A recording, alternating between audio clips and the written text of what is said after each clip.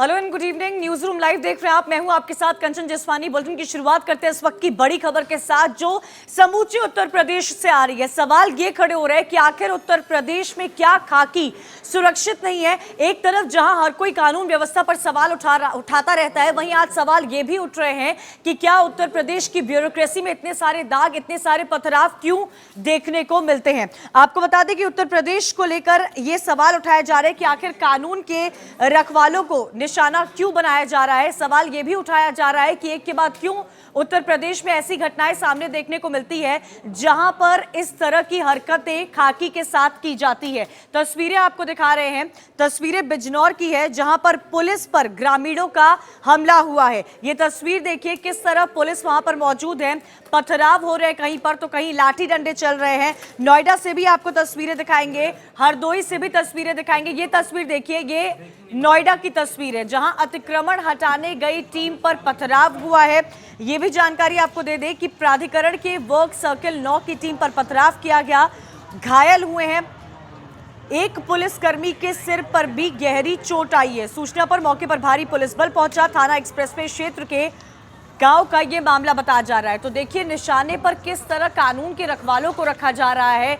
एक के बाद एक इस तरह की उत्तर प्रदेश से खबरें सामने आती हैं जहां पर पुलिस पर पथराव किया जा रहा है, खाकी पर कई सारे हमले किए जा रहे हैं। बिजनौर हो, नोएडा हो या फिर हरदोई क्यों ना हो, हरदोई में भी इस तरह का ही मामला से देखने को मिला है। लेकिन बिजनौर और नोएडा की अगर बात की जाए तो बिजनौर में लाठी डंडों से पुलिस की जमकर पिटाई की गई है, तो नोएडा में भी पथराव किया गया है। खाकी का इकबाल क्या उत्तर प्रदेश में खत्म हो रहा है? क्यों निशाने पर कानून के रखवालों को रखा जा रहा है? ये कई सारे सवाल उत्तर प्रदेश से सामने आ रहे हैं। तो देखिए सवाल कई सारे खड़े हो रहे हैं।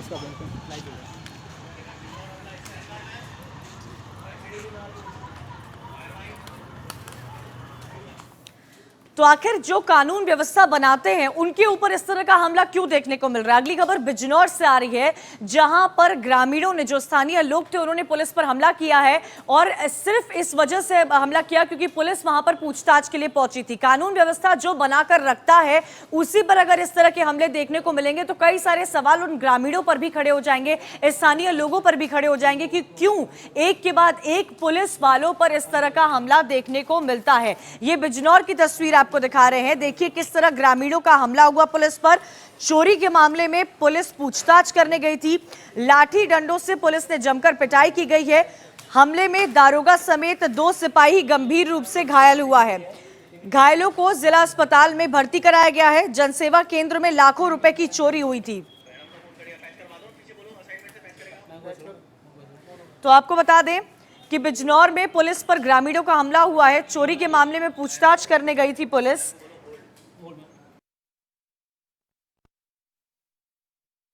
वाली देहात में 16 फरवरी को ग्राहक सेवा केंद्र में एक चोरी की घटना हुई थी। सीसीटीवी फुटेज के आधार पर पुलिस जांच पड़ताल कर रही थी। सर्विलांस, स्वाट एवं अन्य पुलिस टीम लगी थी, जिसमें सीसीटीवी फुटेज में एक विक्की नाम का व्यक्ति चलते हुए दिखाई दिया। उसकी बी पार्टी सरताज, नवाब, हमजा आज दिन में करीब 2 घंटा पहले एसआई पवन के नेतृत्व में 2-3 सिपाही गए थे इसको बुलाने के लिए, पूछताछ के लिए। लेकिन ये मनवर टाइप का है। पुलिस से वहाँ उलझाव पैदा किया, मारपीट पर, हाथापाई मारपीट पर उतारू हो गया। पुलिस द्वारा इसे सरताज, हमजा और नवाब को गिरफ्तार कर लिया गया है। एसआई पवन के हाथ में फ्रैक्चर हो गया है, उनका इलाज चल रहा है एवं अन्य मुकदमा कायम करके विधिक कार्रवाई की जा रही है। इन तीनों के खिलाफ सख्त धाराओं में अभियोग पंजीकृत करके एवं चोरी की वारदात में इनकी क्या संलिप्तता है उसकी भी जांच पड़ताल करके इनको जेल भेजा वाले देहात में। चलिए ज्यादा जानकारी के लिए सीधा रुख करते हैं फैसल खान का। बिजनौर से हमारे साथ जुड़े हुए हैं। फैसल, क्या मामला बताया जा रहा है? क्यों जो कानून व्यवस्था का रखवाला करते हैं उनके साथ इस तरह की हरकतें देखने को मिल रही है?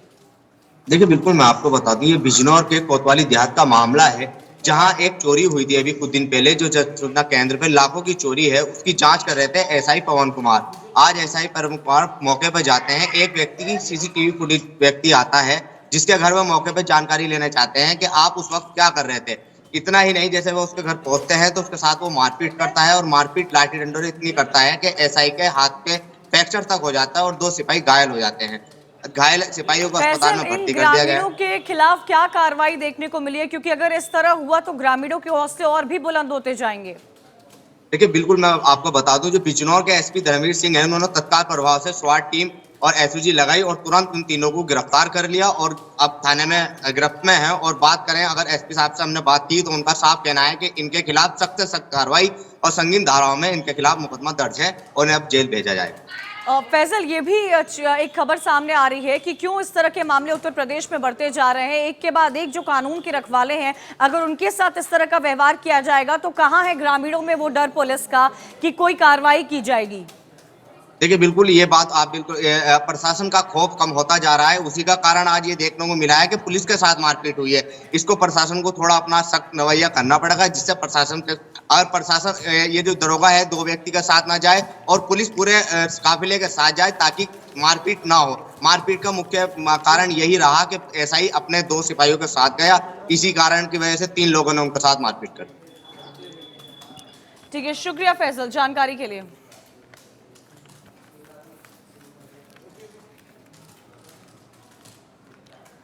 अगली खबर नोएडा से आ रही है। नोएडा में अतिक्रमण हटाने वाली जब टीम वहां पर पहुंची थी तो उन पर भी पथराव किए गए हैं। तो देखिए, जिस तरह से उत्तर प्रदेश के हालात बिगड़ते जा रहे हैं, कानून व्यवस्था को लेकर कई सारे सवाल खड़े किए जा रहे हैं। नोएडा से एक खबर सामने आ रही है जहां पर अतिक्रमण हटाने गई टीम पर पथराव किया गया। प्राधिकरण के वर्क सर्किल 9 की टीम पर पथराव हुआ। पथराव में सर्किल 9 के प्रभारी घायल भी हुए हैं। एक पुलिसकर्मी के सिर पर चोट भी आई है। सूचना पर मौके पर भारी पुलिस बल पहुंचा। थाना एक्सप्रेसवे क्षेत्र के बख्तारपुर गांव का यह मामला बताया जा रहा है। तो देखिए किस तरह प्राधिकरण के वर्क सर्किल 9 की टीम पर पथराव हुआ है। ज्यादा जानकारी के लिए सीधा रुख करेंगे रमेश परिहार का, फोन लाइन पर हमारे साथ जुड़े हुए। रमेश, क्या जानकारी मिल पा रही है? तस्वीरें हमने साफ तौर पर देखी है कि किस तरह नोएडा में इस तरह के मामले, अतिक्रमण हटाने गई जो टीम वहां पर पहुंची थी उसके साथ बदसलूकी की गई है। बताया ये भी जा रहा है कि दारोगा के सर पर चोट आई है। क्या अपडेट मिल रहा है इस पर?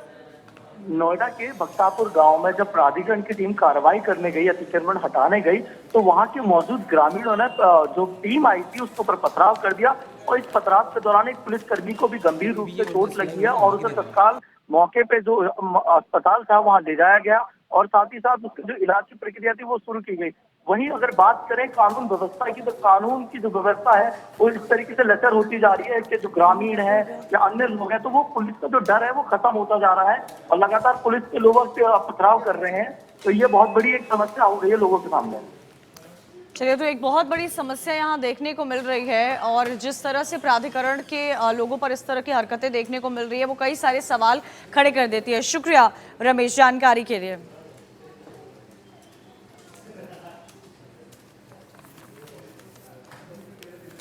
चलिए, कुछ ऐसी ही खबर हरदोई से भी सामने आ रही है जहां पर पुलिस पर हमला किया गया है। तो देखिए, बिजनौर में इस तरह की तस्वीर देखने को मिली है। उत्तर प्रदेश के कई इलाकों से इस तरह की तस्वीर सामने आ रही है जहां पर पुलिस वालों को ही टारगेट किया जा रहा है। नोटिस तामील कराने गई थी पुलिस जिन पर हमला हुआ है। ये खबर हरदोई से आ रही है जहां पर पुलिस टीम पर आरोपियों ने हमला किया है। जिले में पुलिस के नाम पर धन उगाही की जा रही थी। पूछताछ के दौरान आरोपियों ने महिलाओं संग मिलकर हमला किया। 7 आरोपियों के खिलाफ मुकदमा दर्ज किया गया है। थाना हरपालपुर में ये पूरा मामला सामने आया है। तो पुलिस टीम पर आरोपियों ने हमला किया है। हरदोई से एक खबर सामने आ रही है। हरपालपुर थाना क्षेत्र में मिरगावा गांव है जहां पर हमारे पुलिस के कांस्टेबल्स समन और नोटिस तामीला के लिए गए थे। उसी गांव से कुछ अन्य शिकायतें भी थी जो कुछ लोग पुलिस के नाम पर कुछ अवैध उगाही वगैरह कर रहे थे।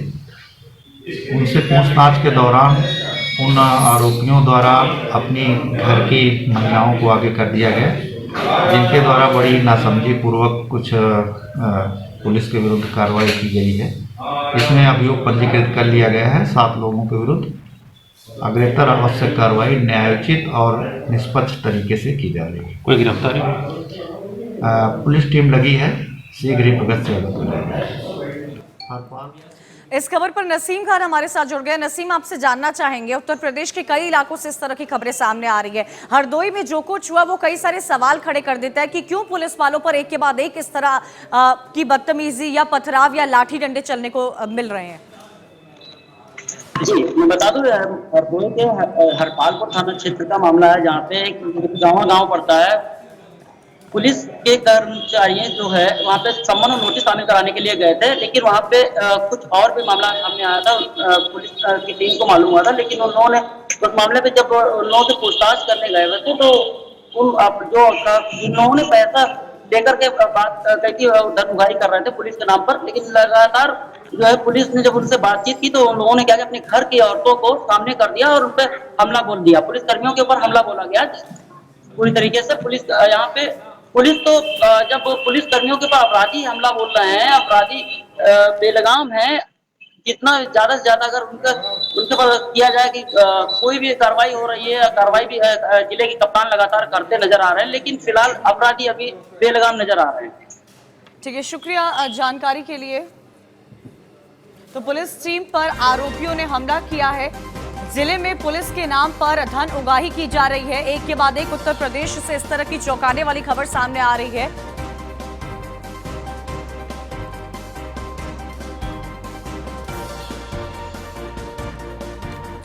तो देखिए किस तरह हरदोई में ये पूरा मामला सामने आया है, जहां पुलिस टीम पर आरोपियों ने हमला किया है। जिले में पुलिस के नाम पर धन उगाही का ये काम जो है वो काफी समय से जारी है।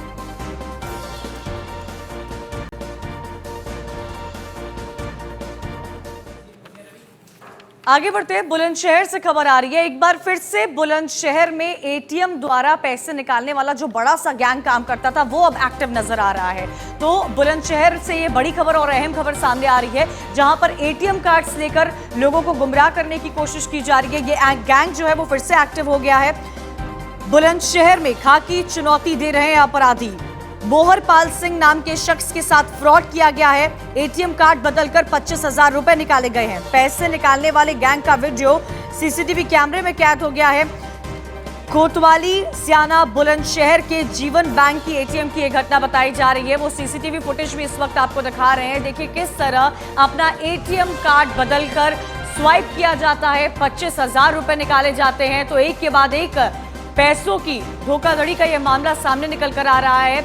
इस सीसीटीवी फुटेज में साफ देखा जा सकता है कि कैसे एटीएम कार्ड लिया जाता है और उसको स्वाइप करते हैं। 25,000 रुपए उस एटीएम मशीन से भी निकाले जाते हैं। ये पूरी वारदात जो है वो सीसीटीवी कैमरे में कैद हुई है। तो एक बार फिर से सक्रिय हुए एटीएम बदलकर पैसे निकालने वाले ये गैंग। ये तस्वीरें इन सीसीटीवी में साफ नजर आ रही है कि किस तरह एटीएम लेकर, एटीएम बदलकर मशीन से पैसे निकाले जाते हैं। इस शख्स के साथ और लोग भी नजर आ रहे हैं। तो ये पूरा गैंग एक्टिव है, एक बार फिर से एक्टिव नजर आ रहा है। बुलंदशहर की एक खबर और ये तस्वीर आप देख रहे हैं।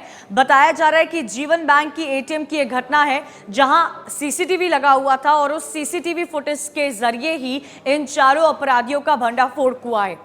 चुनौती दे रहे हैं अपराधी, क्योंकि ऐसा पहली बार नहीं हुआ है जब इस तरह की कोई घटना देखने को मिली है। एटीएम बदलकर कई सारे पैसे निकालकर ये अचानक से रवाना हो जाते हैं। लेकिन वहां पर जो सीसीटीवी लगा हुआ था उसमें साफ तौर पर देखा जा सकता है कि इस शख्स के साथ और लोग भी मौजूद है। तो ये जो पूरा गैंग है वो इस वक्त एक्टिव है और फिर से एक्टिव होता हुआ नजर आ रहा है। तो बुलंदशहर की एक खबर है, जहां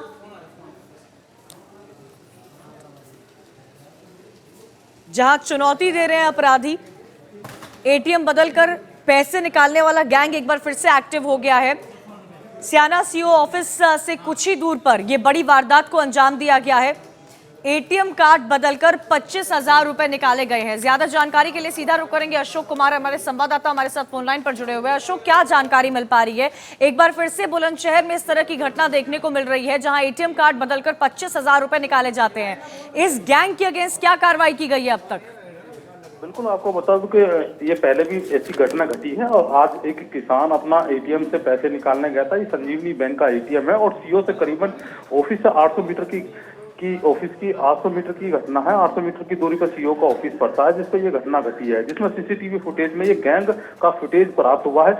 फुटेज के आधार पर पुलिस ने मुकदमा दर्ज कर लिया है और जांच पड़ताल में जुटे हैं। अब जांच पड़ताल की बात की जाए, इससे पहले भी 15 दिन पहले ऐसी ही घटना घटी थी, इसमें सीओ खुद जांच कर रही हैं। जब न्यूज वन इंडिया सीओ का वर्जन लेने की कोशिश की तो सीओ खुद पीछे हटती हुई नजर आई और लगातार जिस तरह की किसान ने शिकायत करी तो तत्काल में सीओ ने स्थानीय पुलिस को सूचना करी है और जांच में जुटने के लिए बोला। जल्द से जल्द इस मामले की खुलासा करने के लिए दावा कर रहे हैं बुलंदशहर पुलिस जी।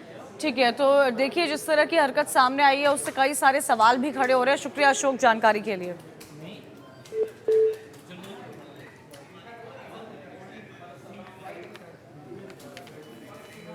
आगे बढ़ते हैं, अगली अहम खबर आगरा से आ रही है। तो आगरा में पानी को लेकर दो पक्षों में विवाद हो गया और विवाद इतना गहरा हो गया कि वो खूनी संघर्ष में तब्दील हो गया। बड़ी खबर इस वक्त आपको बता दें आगरा से आ रही है, जहां पानी को लेकर दो पक्षों में विवाद हुआ है।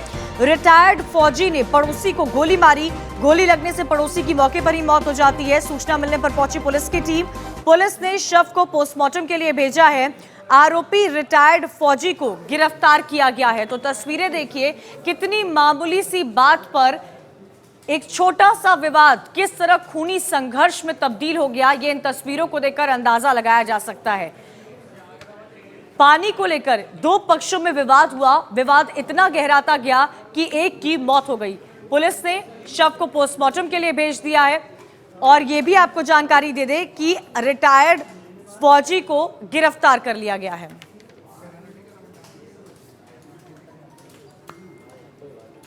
न्यूज रूम लाइव देख रहे हैं आप। सबसे अहम खबर का अपडेट दे दें आपको कि चुनाव आयोग ने चुनाव की तारीखों का ऐलान कर दिया है। 5 राज्यों में चुनाव की तारीखों का ऐलान किया गया है। बंगाल में बताया जा रहा है कि 8 चरण यानी कि 8 फेजेस में चुनाव होंगे। वहीं अगर असम की बात की जाए तो असम में 3 चरणों में मतदान किए जाएंगे।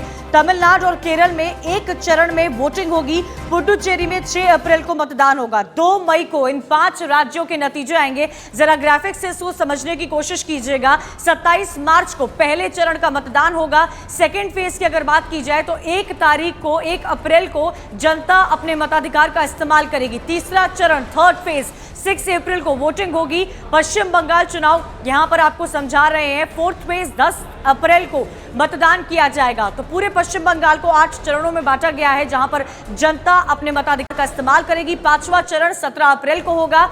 और आपको यह भी बता दें कि पहले चरण में सीटें दी गई है कि कितनी सीटों पर चुनाव होना है। वही आपको ये बता दें कि 8 चरण में ये पूरा चुनाव होने वाला है। असम में 3 चरण में वोटिंग होगी। तमिलनाडु और केरल की अगर बात की जाए तो उसमें 1 चरण में मतदान किया जाएगा। पुडुचेरी में 6 अप्रैल को मतदान होना है और नतीजे 2 तारीख को आएंगे। ज्यादा जानकारी के लिए सीधा रुख करेंगे हमारे एसोसिएट एडिटर ब्रजेश का। ब्रजेश, जिस चीज का इंतजार किया जा रहा था वो अब खत्म हो गया है, बिगुल फूंक चुका है और तमाम पार्टी अब अपनी स्ट्रैटेजी और रणनीति और भी तेज कर लेंगी। देखिए, सबसे बड़ी बात यह है कि जिस तरीके से 5 राज्यों के इस समय चुनाव तारीखों का ऐलान हुआ है, उसमें हर किसी की नजर थी कि आखिर बंगाल में किस तरीके से चुनाव होता है। सबसे बड़ी बात यह है कि महज 294 सीटों के लिए 8 चरणों में चुनाव होना, ये अपने आप में एक स्ट्रेटजी बताती है और इसके साथ ही बंगाल की संवेदनशीलता भी बताती है कि जहां 294 सीटों के लिए आपने 8 चरणों में चुनाव किए हैं, उसी उसमें तर्ज में देखा जाए तो अगर तमिलनाडु उससे थोड़ा सा ही अंतर है सीटों के लिहाज से, लेकिन वहां एक दौर पर है। असम अगर बात किया जाए, केरल बात किया जाए तो अलग अलग उसमें जो है आपके चुनाव है, लेकिन सबकी निगाहें सिर्फ बंगाल पर थी। अब 5 राज्यों के जो चुनाव नतीजे हैं वो 2 मई को आएंगे, लेकिन अलग अलग चरणों में चुनाव होंगे। असम में 3 चरणों में चुनाव होगा, क्योंकि असम भी बेहद ही सेंसिटिव माना जाता है। केरला, तमिलनाडु, पौंडीचेरी में एक ही चरण में चुनाव होगा और सबके नतीजे 2 मई को आएंगे और ये तीनों उसमें 6 अप्रैल को ही चुनाव होगा। लेकिन जो बंगाल है, बंगाल में 8 चरणों में ये तो पूरे चुनाव होंगे। ब्रजेश अपने आप में अहम है, क्योंकि ऐसा कभी नहीं हुआ है कि पश्चिम बंगाल में चुनाव हुआ है और हिंसा नहीं देखने को मिली है। शुक्रिया जानकारी के लिए। चलिए अब अगली खबर का रुख करते हैं जो कानपुर से आ रही है, जहां शादी को लेकर एक बड़ा फर्जीवाड़ा देखने को मिला है। यह अहम खबर आ रही है उत्तर प्रदेश के कानपुर से, जहां शादी समारोह को लेकर एक बड़ा फर्जीवाड़ा देखने को मिला है। जानकारी दे दें आपको कि 2 साल में करीब 4 करोड़ रुपए का शादी अनुदान दिया गया था। 1700 से अधिक मामलों की जांच होगी। 2019-20 और साल 2020-21 के मामलों की भी जांच की जाएगी। अनुदान में फर्जीवाड़े पर डीएम ने जांच के आदेश दे दिए हैं। शादी अनुदान प्राप्त करने के लिए आवेदनों में घपला किया गया था। अब इसको लेकर एक्शन में आए हैं डीएम। जांच के आदेश दे दिए गए हैं। 2 साल की अगर बात की जाए तो करीब 4 करोड़ रुपए का शादी अनुदान हुआ था। सीडीओ की जांच में ये बड़ा खुलासा सामने आया है। 3 सदस्यीय कमेटी इस पूरे मामले की जांच करेगी।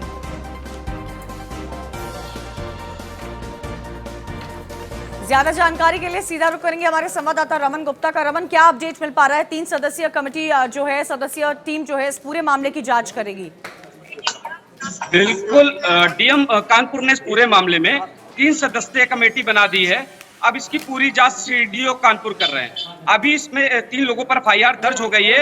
अब जैसे जैसे ये जांच आगे बढ़ेगी और भी जो लोग हैं, बाबू हैं, लेखपाल हैं, और कितने लोग इस पूरे मामले में इन्वॉल्व है।